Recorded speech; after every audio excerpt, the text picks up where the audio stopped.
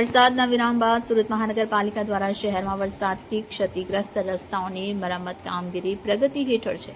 ત્યારે સુરતના south waste ઝોનમાં પીપલોદ સ્થિત ચાંદની ચોક ખાતે રોડ રિપેરિંગ કામગીરીનું મ્યુનિસિપલ કમિશનર શાલિની અગ્રવાલે સ્થળ વિઝિટ કરી પેચવર્કનું નિરીક્ષણ કર્યું.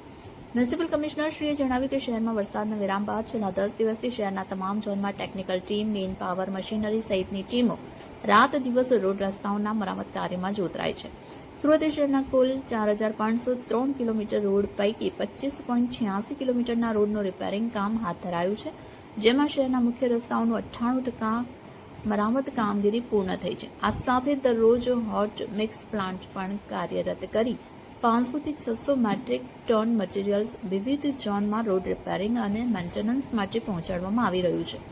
આ સાથે 26 કિલોમીટરના રોડ પર રિફ્રેશિંગની કામગીરી શરૂ કરાઈ છે, જેમાંથી 16 કિલોમીટરના રોડ પર રિફ્રેશિંગની પૂર્ણ કરાઈ છે. શહેરના મુખ્ય રસ્તાઓ અને ટ્રાફિકથી વ્યસ્ત રસ્તાઓ પર સૌપ્રથમ મરામત કામગીરી હાથ ધરાઈ છે. આ સાથે શહેરમાં મેટ્રોની કામગીરી પ્રગતિ હેઠળ છે તે વિસ્તારોમાં પણ રોડ રસ્તા રિપેરિંગની કામગીરી કરવામાં આવી છે. Shalini Agarwal, municipal commissioner Surat. અત્યારે સમગ્ર સુરત શહેરમાં છેલ્લા 10 દિવસથી ઝુંબેશ સ્વરૂપમાં રસ્તા રિપેરની કામગીરી હાથ ધરવામાં આવેલ છે.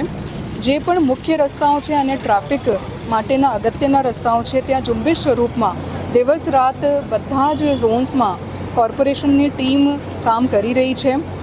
વરસાદ બંધ થયા પછી હોટમિક્સ પ્લાન્ટ પણ ચાલુ કરવામાં આવ્યા છે અને 500 થી 600 મેટ્રિક ટન જેટલો હોટમિક્સ પ્લાન્ટથી પણ કામગીરી કરવામાં આવી રહી છે.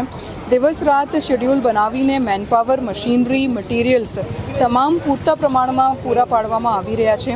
મુખ્ય રસ્તાઓની કામગીરી મોટા ભાગે પૂર્ણ કરી દેવામાં આવી છે અને હવે તબક્કાવાર આંતરિક રસ્તાઓની પણ કામગીરી કરવામાં આવી રહી છે. મેટ્રોનું જ્યાં જગ્યા ઉપર કામ ચાલે છે ત્યાં મેટ્રો તરફથી પણ ઝુંબેશ સ્વરૂપમાં રસ્તા રિપેર અને વ્યવસ્થિત રીતે રસ્તા લોકો માટે ઉપલબ્ધ થાય એ માટેની કામગીરી કરવામાં આવી રહી છે.